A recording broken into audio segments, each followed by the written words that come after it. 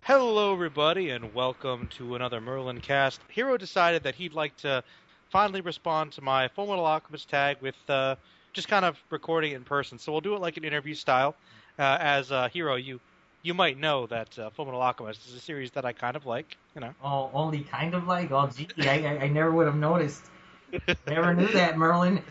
How long, Merlin? How long you kept this from me? Yes, so obviously anime I really like, and I'm kind of curious. I mean, Hero's probably mentioned this to some of us before, but I don't know if know all the answers to all these questions. So I'm gonna ask you one, and take your time to think about it, Hero, and we're gonna get to hear the responses fresh from the manly Hero himself. Hero, I want you to dig deep for some of these questions because you know me, I don't pull any punches. Oh. Hero, and this you can have a couple honorable mentions, but I want to hear it now. Oh. Okay. Damn! Don't be so demanding. I'm serious. I have Savage. to. Sorry, Hero. Okay, the next question is, who is your favorite character? To be honest, it's actually a kind of hard one because I can't really narrow it down. Because there were times where I kind of like Edward and I kind of like Alphonse, but Edward mostly is the 2003 version just because of the darker route he goes with, goes on a personal manhunt of getting rid of these homunculi. Mm-hmm. Especially the moments that involves Sloth. Those scenes are pretty impactful with him turning his the one thing the one thing that he changed, which is the automail, which is supposed to be for medical purposes, and he changes it into a weapon, which is the gun. And he pulled the trigger, try in an attempt to kill Sloth, and there's moments like that. And then for Alphonse, I just kind of like how he struggles with his humanity, trying to hang in there, basically. And it's basically the brothers that are just trying to do something for each other. But then there's the Armstrong siblings, which well, there's that. I mean, they're both pretty manly. Yeah, they both steal the scenes that they're in easily. I just kind of they're never like in the front lines though. And then what it kind of saddens me is that in Brotherhood, like Armstrong, the first time he ever meets Mr. Curtis is like way towards the end, so they don't have that much like bonding. And, like their bonding like scene was nowhere near as hilarious or as in and manly. Yeah, as the 2003 version that just flex and then just handshake. Well, I know you like the Armstrongs, and the thing is, even in the first show, they are. He is actually kind of closely involved in things. He just doesn't get into the main stuff. In Brotherhood, they both get kind of closer into some of the main battle eventually. Yeah, just towards the end. But I don't know. I always kind of wish those characters were a little more, like. I feel like they're on screen enough, but I don't feel they ever take charge of the story, like personally.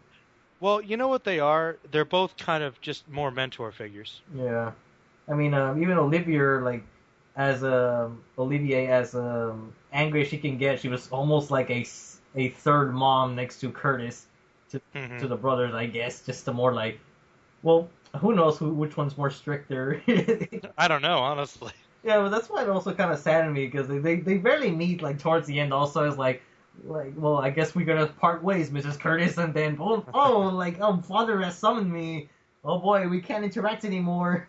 And literally by that point, once like Father gets the five sacrifices, whatever, like the Armstrong plot points, everyone just stops being relevant by that point. It's like, oh. Well, no. Remember, it was like the main team was Hohenheim and Dr. Marco and Scar. Yeah, Mustang, Olivier, and I don't know. Like you said it before, there's always like pros and cons, vice versa, which surprising with both series. So.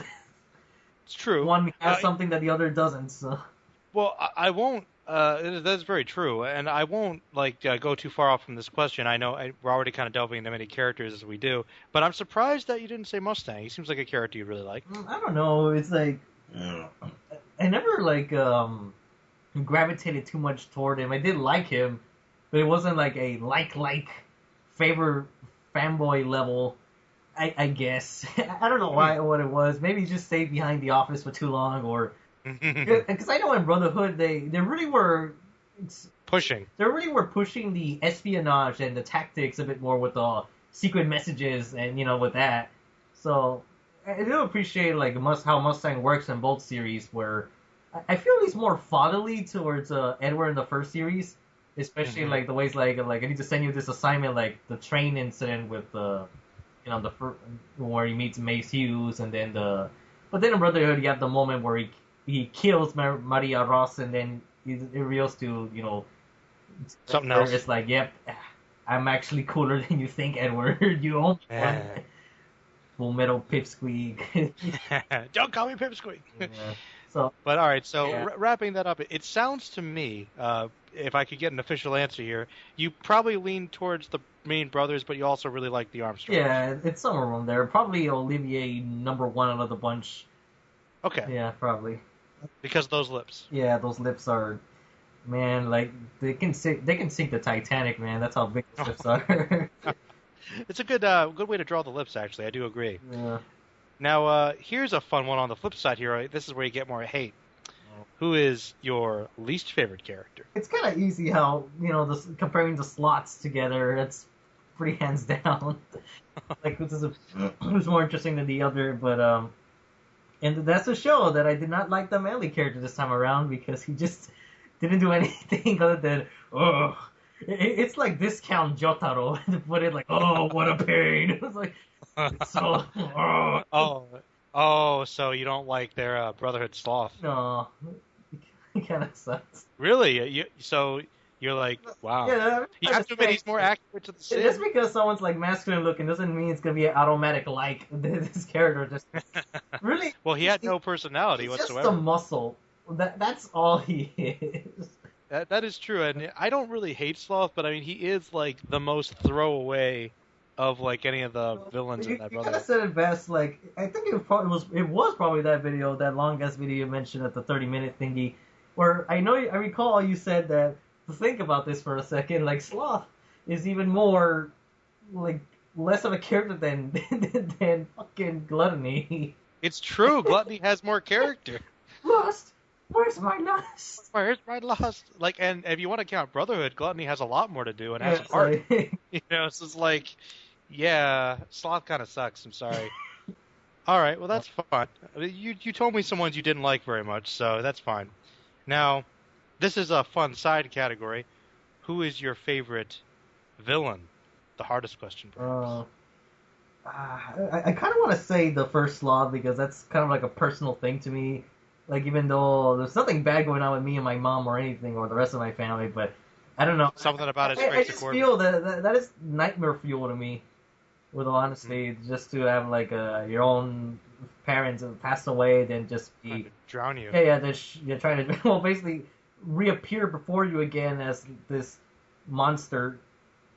And then again, it's also the fact that they try to bring her back, but then that didn't work either. So the fact that this is his responsibility, I feel like I just feel that's the most personal fight that I ever had to go through. That's kind of one of the reasons I just don't like Brotherhood that much, because none of the homunculi feel that they don't have that intimacy that Edward had in the first series.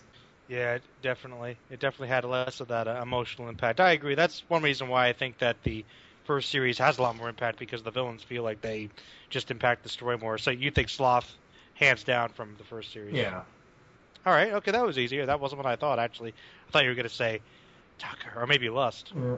I was thinking of Envy and Tucker. Which Envy? What was that? Which Envy? I was thinking the first one, just because once again, family blood, bad blood between the family. I kind of thought, I've always said that in the first series, Envy's kind of Ed's arch enemy. Yeah, because there's one moment in particular where he throws the hissy fit baby tantrum when he's punching the ground, like why didn't he? I don't remember his words, but he was like so mad, and that just kind of proves like how he just as emotionally as upset as Edward, I guess. So, yeah, he is. He really is. He's the evil brother. Spoilers. The discarded son. It's. Well, I don't want to go off on a tirade here, and I won't. But I mean, that's one of the things that's really is great about the first series is like they take something like one of the henchmen, like Envy, who is okay in Brotherhood, and they just make it this big, personal, huge part of the story. I mean, it's just without having him to go bigger. So yeah, just because in Brotherhood, I still appreciate the fact that you can visually see the souls are inside him when he makes that transformation. Giant lizard monster thing. That is awesome. Yeah. So there's that. No, there were things about him I do like in both, but you're right. He's a good one, and I know Tucker, you just like because of the whole Nina thing. Yeah. I mean, the Nina thing was bad enough, but the fact that he didn't die and he just kept going at it to the point where you can't help but kind of pity him at the end, where once he finally gets the body of his daughter, his brain, his mental his sanity is gone. And he say like, look, Nina, where is that dog? And like, where is he? And just like, oh, where's Alexander? I'm just like, oh, that's how you know that he doesn't even realize what he's doing anymore. That's disturbing, I'll tell you. Well, then again, a lot of the characters by the end of the series are all kind of destroyed in some way. That's true. It's like everyone's like fucked up. The first series just has more of a defining moments because, like, I'm setting you on the path that you must take, Edward. You gotta kill the homunculi. I gave you your weaknesses. Why did I do all this? I'm not sure. Maybe it's because I'm still human. Aww. So there you go. See, like, even that's way more dramatic than, like, look at me, I'm dark and edgy. I even got a new voice. I'll be honest, I just got done watching that episode. I think that was like I'll be honest, the episodes I'm at now, like, in the series are just really picking up, and it's getting kind of upsetting. Like, like, it's addicting. Like, you want to keep watching it, but I'm like, God, this is really sad. Or like, and Al like goes against Wrath and is like, I'm gonna kill you now because this is our time. Like, whoa, Al, like, it's just, I'm telling you here, it gets intense, man. It gets really intense. It's so depressing too, because I'm like, you kind of want to keep going, but then you're too scared to keep going because I'm like, exactly. Like, what am I going into? What am I getting into? Because the reason I can say that is because now that I'm a pet owner, like, I cannot. Like, I shit you not, it's been maybe 3 or 4 years since I saw Hellgirl. Oh. Because I'm thinking, shit, it's too much. It's too, because especially for sure, the reason I was trying to watch it like maybe 2 or 3 years ago, I don't know how long ago, like those discs are covered in dust right now because that's how long it's been. And the thing is with Hellgirl, one of the reasons why it stopped pretty early, like episode 3 or 4, very quickly you go into animal abuse. Very quickly, and now that I'm a pet owner, and lately, ever since I turned 24, I just been like more, I don't know, just been more concerned about family and life and things, and like, so I can't go through that anymore. I can't watch that episode ever again, really. I don't think I have the stomach or the heart for it. I understand. Yeah, so that's kind of the reason, like, Hellgirl is like to me, Hellgirl is the real life chapter Black. That's what the Hellgirl anime is. It's like, it's forbidden. It's like, you only see that anime once. You can never watch it again. Hellgirl is really dark. That is true. Until it gets to season 3, where it just becomes a B-horror. Alright, yeah. There are 3 vessels. It's just like, what happened? Like, this is the unnecessary horror sequel that it received. Alright, Hero. Now, I'm going to die down with one last question here. Kind of reel you back in. Now, it's going to be hard again, and you might not be able to do it, but if you can pick one thing that you think makes the series so classic to explain why it's so popular and why it's so great, and heck, why even you like it so much, if you can narrow it down to just one element, so to speak. I guess the major one for you. I want to say something along the lines of hearts and human struggles. Because there's actually another song. Well, it's not an FMA song or anything. It's an actual song with lyrics. Mm-hmm. It's from Machine Supremacy, and it's called Earthbound. And when I listen to that song, I think of various different movies or stuff of fiction that relates to. I guess the best way to describe it is what I call it. I'm not sure. I think you said one director from The Fly called it this, like, body horror. Cronenberg. Oh yeah, was that the term, body horror, or is it something else? Yep, body horror. Yep. Yeah, well, when I listen to that song, I think of so many things. I think from like RoboCop to The Fly to The Thing to FMA to even Berserk. Pretty much anything that involves like human struggles or the lost humanity, like RoboCop is another one example. Just I don't know. I guess just the humanitarian aspects of the show is what really keeps it going, and that's why I really don't like Brotherhood as much, because it's just more action-oriented and more, I feel they focus too much on setting up the plot and, having all these steps, like, kind of like Beware the Batman, where it's setting up all these steps to this climactic thing but the cost of that, I feel you lost a lot more emotion along the way, and which is kind of ironic because the whole series is about what it means to be human, and I don't feel Brotherhood explores that way too much. And that's kind of the reason why I prefer the first series, because there's different scenarios. Even with the early episodes, like with that Alchemist that couldn't see that love was like just right in front of his eyes the whole time. So yeah, making all these puppet dolls try to capture that beauty that's long forgotten, and then obviously the Father Cronenberg storyline, like the original scene with the parrot, like that is like that's terrifying. That's true body horror right there. Yeah, just like, oh no. What's even worse, that even another example is when the Philosopher's Stone backfires on him, and then you see his hand gets meshed with these gears and all that. I'm like, oh. Then just see the chimeras and everything. Just, I don't know. I just picture that. I think it's possible that what if Cronenberg did Fullmetal Alchemist? It would be a lot more fucked up. Oh, it would be like all that stuff, all those types of scenes would be like the focus. Yeah, it'd be like the fly dream scenes all the time. Every scene would be that disgusting because you always see like all these. I bet you not that the first scene where they were trying to bring back his mom, you would shy away from it. You would see the full detail of that. It'd be the thing. It'll be like the thing they found like in the ice where it's all deformed like that, but in motion. In motion, like shifting and just not quite human, and it truly humanity is literally lost, like on a physical level. Fuck it. He should make Fullmetal Alchemist live action.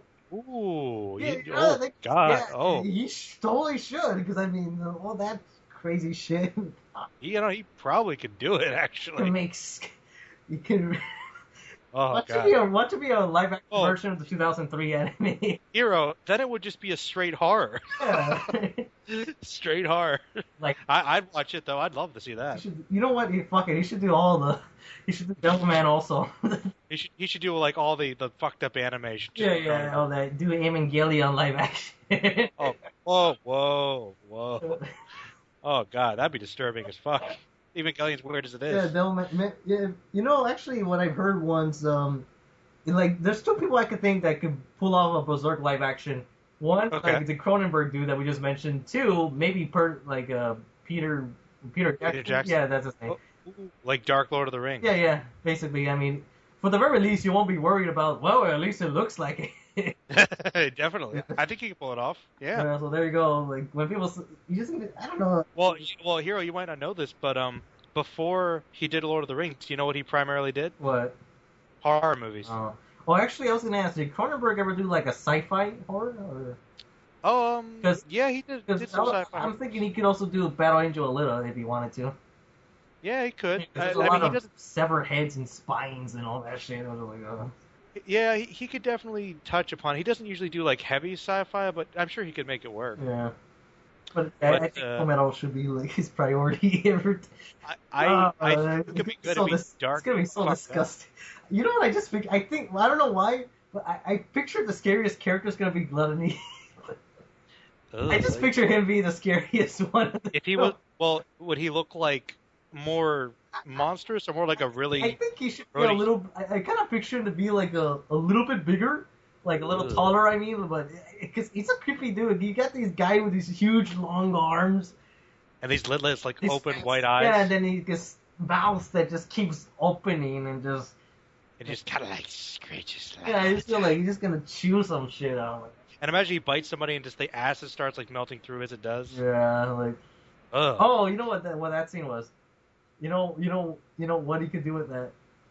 What? The ending of The Fly, where the acid junk. Yeah, with the arm, yeah. Yeah. Like, like you should picture Gluttony take a bite out of someone's hand, and then you just see that, and like, god, oh my god, yeah, we just got gold here. Yeah, maybe somebody should like send him a letter, like, hey, want to do a live action, live action Fullmetal Alchemist, Cronenberg. Hey, I'm sure he'd be up to it. Actually, I don't know why, but now I'm actually picturing Alphonse would probably look even Alphonse might look even more grittier. Mm-hmm. I don't know why. I just kind of feel that it might. Well, he wouldn't be able to have as much of the, obviously the cartoony, lighter faces. He'd just be like this stern, frightening. Because if you think about it, the expression or laughing expression on the armor is kind of intimidating. So maybe I'm just kind of wondering how Armstrong would be. It's gonna get so out of place. He's the comic relief when he comic relief. He'd be the one character that is comic relief. Yeah. Oh shit! All right, well, that's very frightening, Hero. Actually, it's a good idea, but it's scary. All right, well, I'll end with one quick bonus question. Is there anything about FMA, like just one thing that really, in general, really bugs you that you don't like, that holds it back for you? Let me think. I don't know. I kind of have, for some reason, I tend to struggle in trying to find a favorite character within the series. But I think that might be more of a personal reason, because I know for you it was Alphonse, I think, that was favorite character, and then I think a lot of people seem to have an easier time figuring out who their favorite character is, and maybe it's because since FMA is like really up there with their favorites, and for me, somehow, somewhere, it's like somewhere in the middle. It's because even recently I've been trying to think about where does Dragon Ball fit into my favorite thing, because it's kind of like it's always going to be there, but I kind of feel that Dragon Ball might end up being like just number 50 just because of how much my tastes have changed, and I don't know. And FMA, though, I kind of feel like it's somewhere much higher than that. All right. I don't know where to put it, because it's like I really like its story and the themes it goes into, like how it doesn't shy away from the most fucked up areas, even if it's like somewhat tamed, like the whole idea with Rose being like violated and ended up giving birth to that also. So, you know, like she went through that, and then how Edward's, you know, very first adventure ends up coming back to bite him. So there's just a lot of stuff that I just really like, and it's kind of weird because, yeah, I don't know. Because the only other series I can think of where I really appreciate how dark it is, but I have a hard time finding a favorite character or a favorite thing is D.Gray-Man. Like, just the path, the whole idea, because D.Gray-Man is so similar to the first FMA by so many reasons, especially with the homunculi and the Alchema, the fact that you have this literal devil-like character that can bring anyone back from the dead, and then it comes back to bite you immediately. And for Alan Walker, he ends up becoming like the savior of both humans and the fallen, the deceased ghosts. So I just really like the path. I just feel like Edward and Alan Walker are examples of characters that they really go to like the deepest pits of hell, to the most awful side of humanity. So I guess that's the best way I can put it. But basically, you're saying that there isn't really one thing you think that's particularly bad. It's just that it's very good. It's just you appreciate it. I don't know. I think it's just me that I just can't figure out like what I really like more than anything from it. But well, you know what? The thing about FMA, which I think is one reason why a lot of people like it a lot, and a lot of people might actually have a hard time liking it as much, is for a similar reason. I think that it's one of those series that it's more about hitting a lot of things really well, as opposed to like one unifying thing. Yeah. Like for instance, with Dragon Ball, I think for a lot of people it is the over-the-top action, or, with something like One Piece, it's the really unique world, or Bebop, it's the coolness, the soundtrack, or the main character. Like, there's usually like one or two major things that people can gravitate to. I think that FMA tackles a lot of things. It does a lot of it really well, so people might like it for a lot of different reasons. That's my theory, though. But, Hero, you did a good job. You answered all the questions, and I liked your answers. Good job. Yay. Do I get a sticker? You get a Merlin sticker. I'll place one there. Boom. Excellent. Well, thank you for joining me on the Merlin Cast, Hero, and I'm sure I'll have you again on the channel at some point. And I'd like to be on your podcast sometime. Is it the well, I could put this up on my channel, too. Like, I could give you the recording, and we could just put it on both. Oh, if you'd like to, that's cool. Yeah, well we could do another podcast of some sort.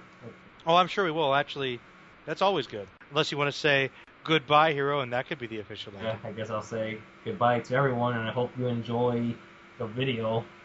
Yes, hope you enjoy hearing the AnimeHERO talk about FMA for an hour. I know I did. Yeah. All right, everybody. Well, see you.